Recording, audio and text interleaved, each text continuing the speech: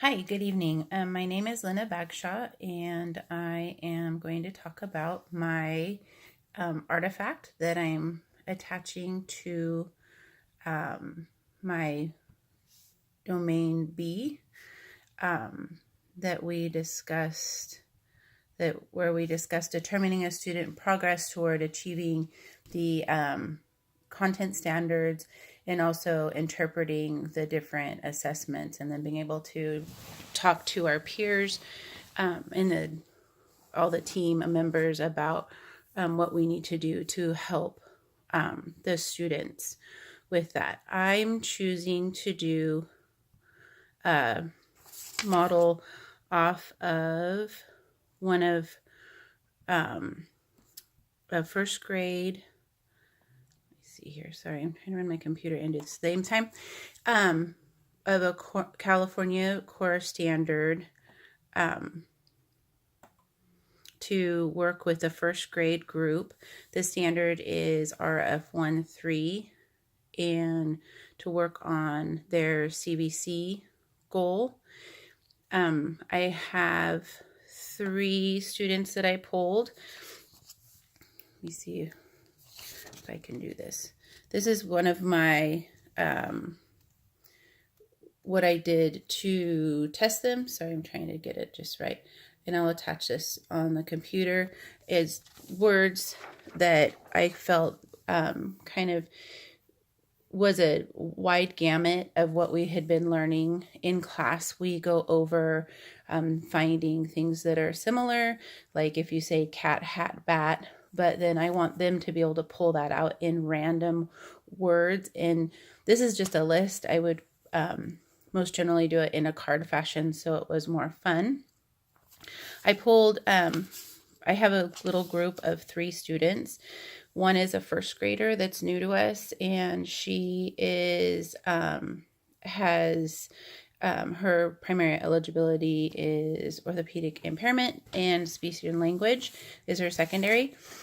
And she is pretty low, but works very hard. And so this is what I did with her. And every time that I tested her, I put a slash of when she did not get the sound correct, but when she was able to blend the words, or actually sound out the letters, I placed that in the box. And also when she blended the letters. I did test them every other day starting last week, where I felt like it gave them time to get to know some of the other things that we were learning in class and be introduced to more of the standard things, that the gaps that they have in their education right now. She definitely reverses all of her B's for D's and does not should be like an entry-level SIPS, where she doesn't even know, in a calmer setting, she knows her letter names and 22 of her letter sounds, but she still reverses and struggles on days when she starts to feel a little more stressed out. However, I did see growth in her from not knowing, being able to blend any of the words till the last day that I assessed her on it.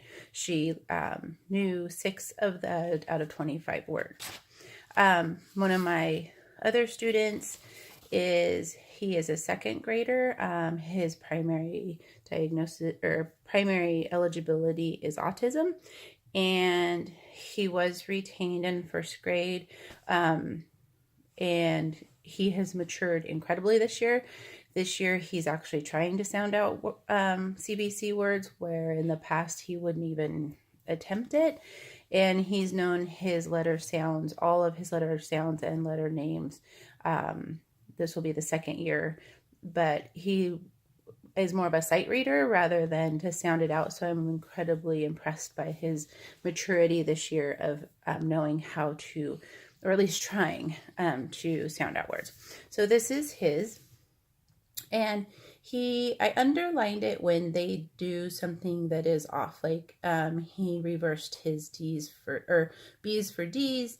However, he did show incredible growth, where the first time he read it, and he definitely shows more strength with those first introduced letters, things like S, T, A, M.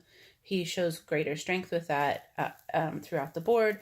But throughout it, he grew from knowing 12 to knowing 17 over approximately a week time span. And then as I introduced him to practicing with more vowels as that center sound, he did start to gain those when he was being assessed. My third student, he is a second grade boy.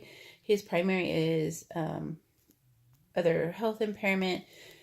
They claim because of ADHD. Honestly, he's more of an ACEs kid. He was removed from the house at his home at the age of 3.5 after his brother started a forest fire, and lots of neglect and things like that. He's now placed with a grandparent, and he was kind of one of those kids that he definitely, his disability stems from his prior experiences as a child and his ACEs. So he was not compliant. I struggle a lot with behavior with him. He was not compliant on my first assessment date. However, he knows these, and he actually reads at almost a second grade level.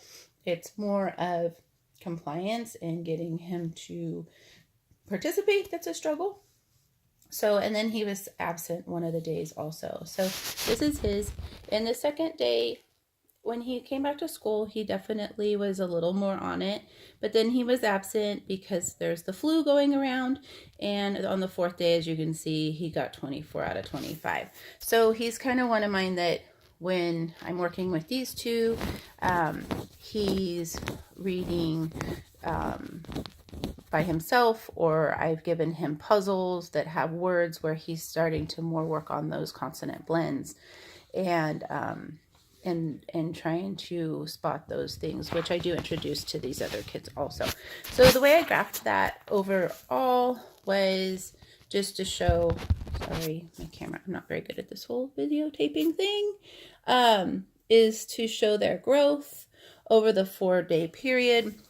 If I was going to do it on a whole classroom, of course, my squares would be a lot smaller, and I probably wouldn't be testing them as rigorously. I would probably do it once a week. But this is a small group, so I'm able to work with them.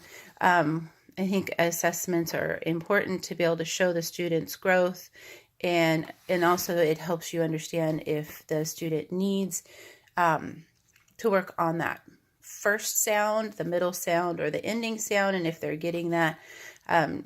So it doesn't get absolutely mind-blowingly, exhaustingly boring for them, especially because of my Mr. T has been doing the same stuff for 2-3 years since he got retained in first grade.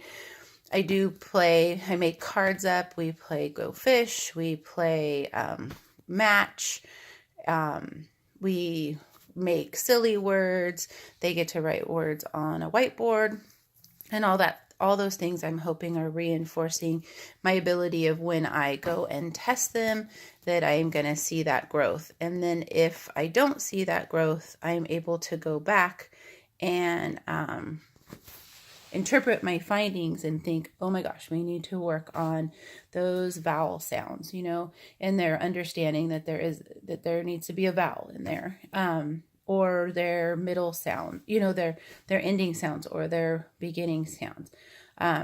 So I try and look at what they're capable of doing, and then also pull back from that to get feedback to see how I'm going to modify my how I work with them throughout the day. I hope that makes sense, and I hope it's helpful, and I hope that's what you needed. Okay, have a good night. Bye.